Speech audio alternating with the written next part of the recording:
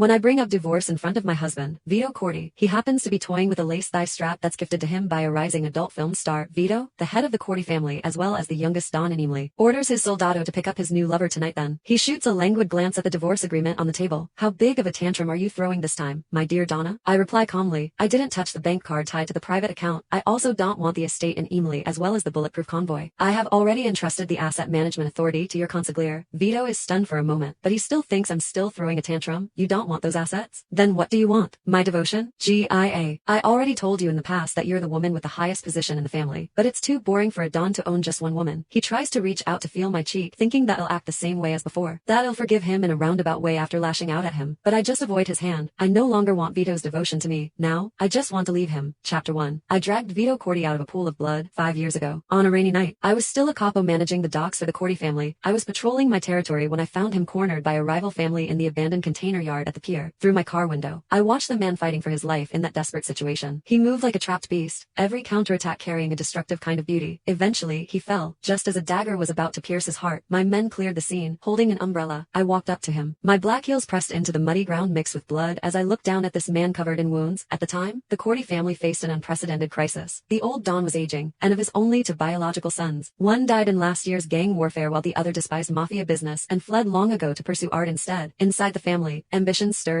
Outside, powerful enemies circled. I'll save you. You repay me with everything you have. How about it? I asked. He lifted his head. Those dark eyes gleamed in the darkness, filled with unconcealed hunger for power and raw ambition. He didn't answer. He simply grabbed my ankle, the force so strong it felt like he wanted to crush my bones. I didn't struggle. I let him study me. I wasn't a good person. I was simply choosing the sharpest blade for myself, and he was ruthless enough, strong enough, and ambitious enough. I brought him back to the family, taught him the rules, and introduced him to the old Don, Lorenzo Corti. Vito didn't disappoint me. He even exceeded my control. He was ruthless and possessed astonishing strategic brilliance. In just 3 years, he wiped out all hostile forces and even took a nearly fatal bullet for Don Lorenzo. That was the crucial step to his rise. On his deathbed, Don Lorenzo formally adopted Vito as a son, gave him the prestigious surname Corti, and placed the family's power in his hands. In return, he married me and made me his only madre of the Corti family. At the wedding, he slipped the ruby ring symbolizing the family's highest authority onto my finger and whispered a promise in my ear. GIA Fontana, you are my life, my only woman. Back then, I believed him. That lasted until women of every kind started appearing around him, famous actresses, exotic dancers, and casino dealers from every walk of life. That was when I understood that a man's vows were laughably cheap. GIA. Look at me. Vito didn't pull his hand away. Instead, he stepped closer, his warm fingertips tracing my cheek with an almost obsessive tenderness. Why compare yourself to those people? They're nothing but passersby, distractions to kill time. He lowered his head, his towering frame completely enveloping me, his forehead pressed against mine, our breaths mingling. You need to understand,